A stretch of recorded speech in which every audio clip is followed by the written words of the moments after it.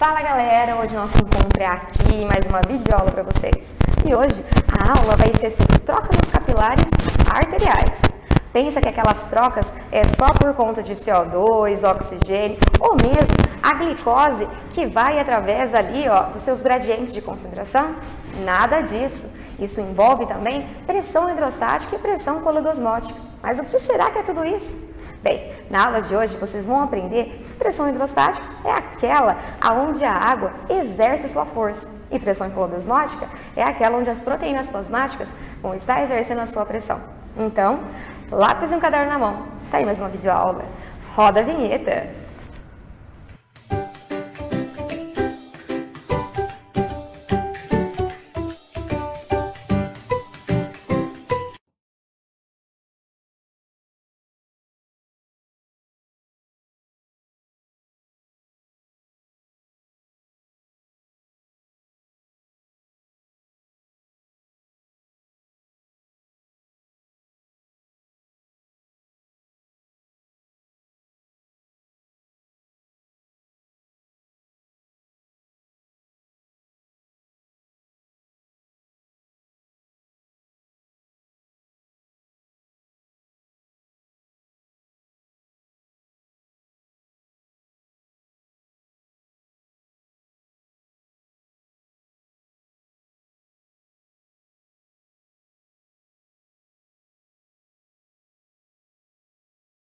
Voltando aqui para o estúdio de gravação, vamos entender aí de casa como é que acontece as trocas nos capilares arteriosos e nos venosos. Para isso, então, vocês têm que entender que existem 3 processos aí para que aconteça as trocas nos capilares.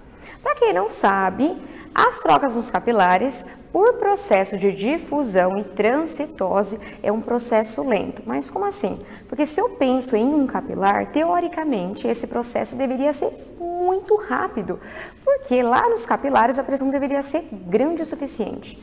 Mas, pensando bem, nós temos muitos capilares. E se eu juntar todos os capilares, lado a lado, eu vou obter um corte de secção transversal muito grande. E essa grande amplitude vai me oferecer aí uma velocidade muito lenta. É como se eu pegasse um pacote de espaguete e colocasse todos os espaguetes em cortes transversais e eu verificaria aí uma área muito grande. E essa área muito grande me dá uma velocidade bem lenta, o que garante aí um processo de difusão.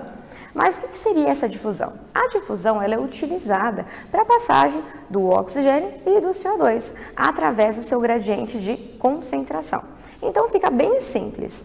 O que está presente no capilar arterioso, vindo lá da grande circulação, é uma videoaula que vocês já tiveram comigo, da grande circulação, é passado do capilar arterioso para o líquido intersticial, aquele que banha as células, e do líquido então para as células, para um processo aí, né, de diferença em gradientes. Já o CO2 passa desse líquido intersticial que vem lá das células para os capilares, tornando então esses capilares venosos. Agora, quando a substância é muito grande, por exemplo, quando eu penso numa proteína, essa proteína ela passa pelo método de transitose. Vocês também já tiveram uma videoaula sobre isso. O que seria uma transitose? É um processo de endocitose seguido por exocitose. Bem, essas trocas aí nos capilares são as principais. Só que eu não tenho somente por difusão e por transitose. Eu também tenho um outro processo, que é o fluxo de massa. O que seria o fluxo de massa? Seria a saída da água dos capilares.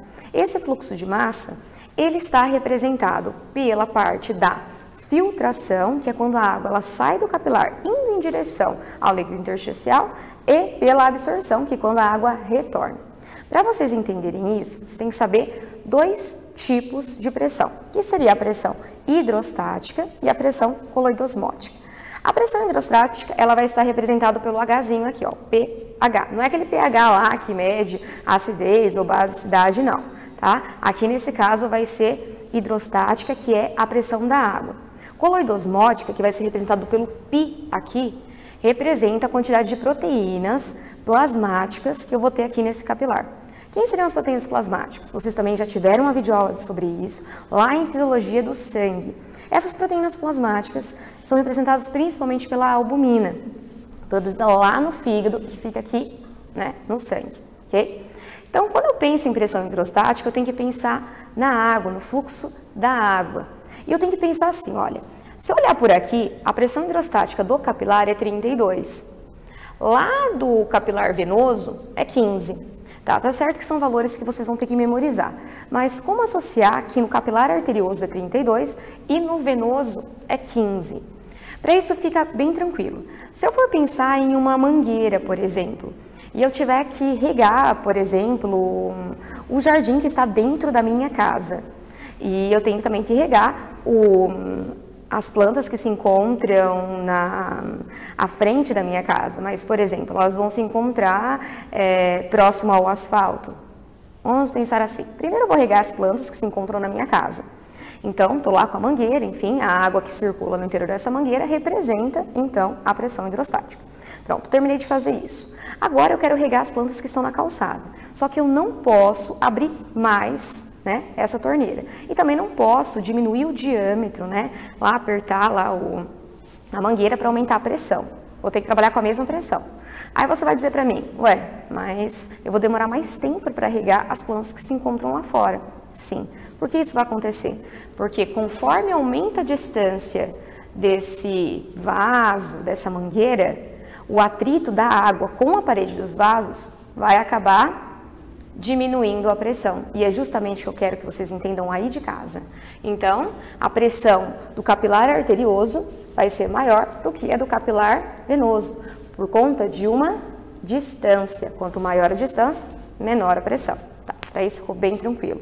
Agora, o que seria a pressão colodosmótica? É a pressão que as proteínas plasmáticas exercem no interior do capilar. Para vocês entenderem isso, é só vocês pensarem, por exemplo, numa caçarola, aquelas, né, panelas bem grandes, e colocarem lá dentro, por exemplo, uns 20 litros de água. Na sequência, vocês acrescentam lá umas 30 colheres de açúcar e mexam. Antes de vocês levarem ao fogo, fica fácil para mexer. Deixam lá no fogo por 1h30, 2 horas. Vai evaporar a água, vai ficar bem viscoso, certo? Pois é, essa viscosidade, quem dá é o soluto. É a mesma viscosidade que a proteína está dando aqui. Então, quer dizer que as proteínas plasmáticas dão viscosidade ao sangue e vão influenciar na sua pressão. Mas como que eu faço esse cálculo? Para calcular a pressão resultante, basta substituir a pressão hidrostática pela pressão colodosmótica. Aí nós podemos saber exatamente qual é a pressão que eu encontro no capilar arterioso e a pressão que eu encontro no capilar venoso. Vamos lá então? Olha só, a pressão resultante de um capilar arterioso vai ser 7, porque 32 menos 25 dá 7. A pressão colodosmótica nunca vai mudar, porque as proteínas plasmáticas não saem dos capilares. Agora, se eu pensar no lado venoso, 15 menos 25 vai dar menos 10. Isso é, menos 10 milímetros de mercúrio. Agora, nós podemos saber quanto de água vai sair e quanto de água vai entrar. Olhem só, a pressão resultante do líquido intersticial sempre vai ser 0. A pressão vai da onde ela estiver mais alta para mais baixa. Então, assim, a água ela vai se movimentar da onde a pressão está mais alta para onde ela estiver mais baixa. Então, por essa diferença de pressão, eu vou saber o fluxo da água. Olhem só, a pressão no interior de um capilar arterioso vai ser maior. Logo, a água ela se move de um capilar arterioso para o líquido intersticial. Então, aqui vai acontecer um processo que é chamado de filtração. Por outro lado, no capilar venoso, vai acontecer um processo que é chamado de absorção. Por quê? A pressão resultante é menos 10. Menos 10 é inferior a 0, que é a pressão resultante do líquido intersticial. Logo, a água vai entrar. Esse processo é chamado de absorção. Isso é o fluxo de massa. O fluxo de massa é dado pela pressão resultante e a água ela se move aonde a pressão é maior para onde ela é menor. Então, tá vendo? As trocas nos capilares se baseiam principalmente na difusão, na transitose e no fluxo de massa. Só que para vocês saberem como a água se move, vai ter que chegar no cálculo. E esse cálculo é pela pressão hidrostática e pela pressão colodosmótica. Se vocês gostaram da videoaula de hoje, não esqueçam, dê um like nos nossos vídeos. E também se inscreva no nosso canal. Aproveito para falar, ativem o sininho para acompanhar as próximas videoaulas. Até lá!